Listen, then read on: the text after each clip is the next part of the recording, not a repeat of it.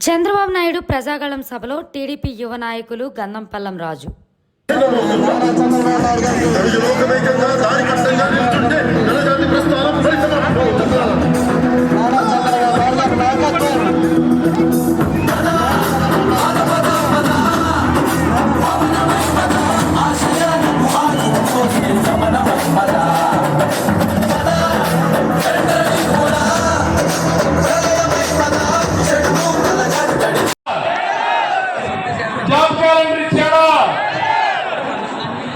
నేను పెట్టా డిఎస్సి 14 సంవత్సరాల్లో 8 సార్లు డిఎస్సీని పెట్టా.